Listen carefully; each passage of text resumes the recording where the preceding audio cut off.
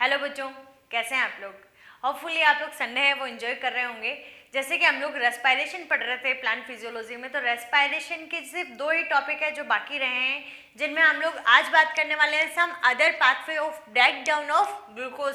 Glucose के लिए हम लोगों ने देखा कि ग्लूकोज का जो ब्रेक डाउन होता है हमारी सेल्स के अंदर, जिसमें हम साइटोप्लाज्म के बारे में बात करते हैं, तो साइटोप्लाज्म में ग्लाइकोलाइसिस होता है। और माइटोकॉन्ड्रिया की बात करें तो माइटोकॉन्ड्रिया में क्रेब्स साइकिल और ईटीएस साइकिल को हम लोगों ने बहुत अच्छे से पढ़ लिया।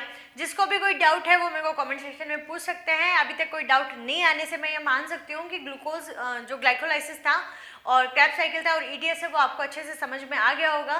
देन हम लोग जो बात करने वाले हैं वो बात करने वाले अल्टरनेट पाथवे के बारे में। अल्टरनेट पाथवे का मतलब कि जो एक तो सीधा पाथवे चल रहा था जिसमें हम लोगों ने ग्लाइकोलाइसिस पढ़ा, लेकिन इसके अंदर क्या होता है, ग्लूकोज 6 फॉस्फेट बनने से यदि पाथवे चेंज हो जाता है तो वहाँ पे हमारे आता है यहाँ पे पेंटोज फॉस्फेट पाथवे, जिसको HMP शंट पाथवे भी कहा जाता है, जिसको हम हेक्साज मोनोफॉस्फेट पाथवे के नाम से भी जानते हैं। यहाँ पे मैंने आपसे बात कही थी कि सिर्फ इनकी फुल फॉर्म ही पूछी जाती है, नीट के लेवल से भी इंपॉर्टेंट नहीं है और बोर्ड के लेवल पे भी इससे क्वेश्चन है वो नहीं पूछे जाते, लेकिन आप लोगों की क्वेरी थी तो फिर मैंने कहा ठीक है वीडियो बना दिया जाए। ठीक है, तो यहाँ पे आपको फुल फॉर्म है बहुत अच्छे से ध्यान में रखनी है। और मैंने आपसे जब इसके बारे में डिस्कस किया था तब मैंने आपसे कहा था कि जो पेंटोज शुगर है वो डीएनए और आरएनए के स्ट्रक्चर्स बनाने के लिए चाहिए होती है, जो हम लोग राइबोज शुगर का नाम लेते हैं। तो यहाँ पे आप देखिए सबसे पहले मैंने लिखा है कि occurs in virtually all cell types and tissues, जितने भी सेल्स हैं और जितने भी टिश्यूज हैं उन सब में ये होता है। जैसे हम लोग नॉर्मली बात कर ले कि ये सिर्फ 10% ग्लूकोज का यूज़ करते हैं, जो लीवर सेल्स है वो ज़्यादा फंक्शन करती है इसलिए 30% ग्लूकोज का यूज़ ये कर सकती है। तो आप लोगों को नॉर्मली ध्यान में रखना है कि ये चीज़ भी हो सकती है। ग्लाइकोलाइसिस, क्रेब्स साइकिल, ईटीएस पे ज़्यादा फोकस करना है। उसके अलावा यहाँ पे बात कीजिए कि अकर्स इन साइटोप्लाज्म, ये भी प्रोसेस है वो कहाँ होने वाली है, सेल्स के साइटोप्लाज्म में। ग्लाइकोलाइसिस के बराबर ही चलने वाला है ये रिएक्शंस भी। ठीक है, produce trioses, hexoses and pentoses sugar. तो यहाँ पे जब हम लोग पेंटोज मीन्स कि राइबोज शुगर बनाना है, हेक्सोज मतलब 6 कार्बन वाला और ट्रायोज का मीन्स होता है 3 कार्बन की, तो ये सारे के सारे स्ट्रक्चर्स है हम ग्लूकोज से बना सकते हैं। लेकिन ये नहीं बना के हम लोग यदि पेंटोज की बात कर रहे हैं तो pentose necessary for nucleotide synthesis.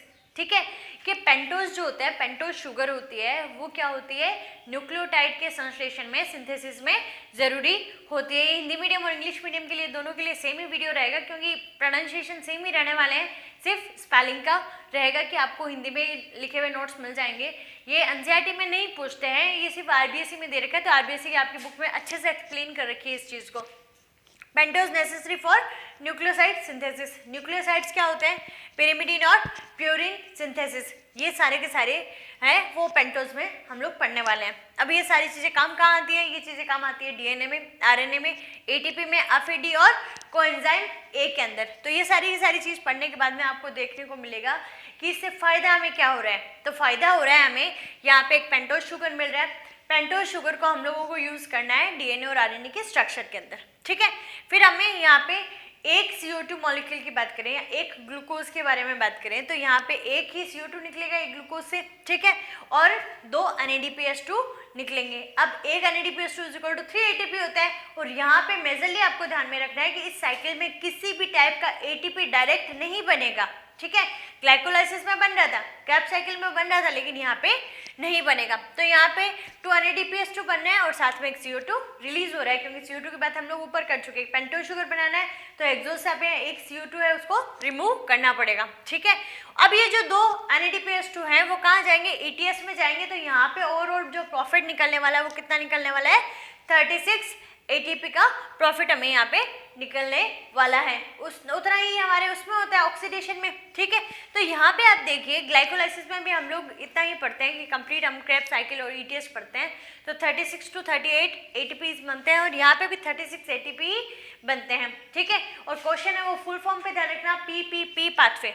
ठीक है, तो यहाँ पे सबसे पहले आप देखिए कि ग्लूकोज बना।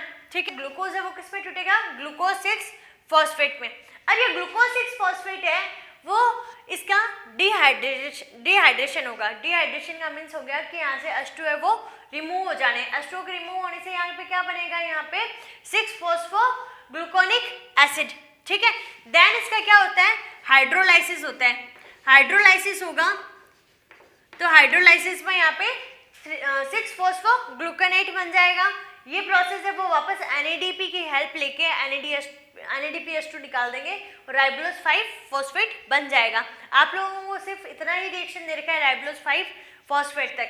उसके बाद में इसके आइसोमरेज बन जाएंगे कुछ, जो रिएक्शन आपको रिलेट करेगी C3 साइकिल में, कि हम लोगों ने जाइलुलोज और राइबोज 5-फॉस्फेट वाली स्ट्रक्चर पढ़ी थी। तो राइबोज 5-फॉस्फेट है वो कहाँ चला जाएगा, आगे न्यूक्लियोटाइड्स के फॉर्मेशन में चला जाएगा, और जाइलोज 5-फॉस्फेट है वो फ्रक्टोज 6-फॉस्फेट की हेल्प से ग्लाइकोलाइसिस में वापस रिटर्न कर जाएगा। ठीक है, मोटा मोटी आप लोगों को ध्यान में रखना है ग्लूकोज 6-फॉस्फेट, ग्लूकोनिक एसिड और यहाँ ग्लूकेट। ठीक है, ये सारी चीज़ याद करके राइबोलोज 1,5-फॉस्फेट है यहाँ पे बनने वाला है आपके, और यहाँ पे देख 2 NADPH2 है उनका फॉर्मेशन हो चुका। ठीक है, तो इस टाइप से आप लोग पढ़ लीजिए। हो सकता है शायद इवनिंग तक में मैं आपको रेस्पिरेटरी क्वेश्चन भी पढ़ा दूँ साथ में, जो श्वसन गुणांक है वो भी इजी रहेगा, तो हिंदी और इंग्लिश में दोनों के लिए सिमिलर वीडियो बनेगा। ओके, तो खुश रहिए, मुस्कुराते रहिए और घर पे सुरक्षित रहिए। Thank you.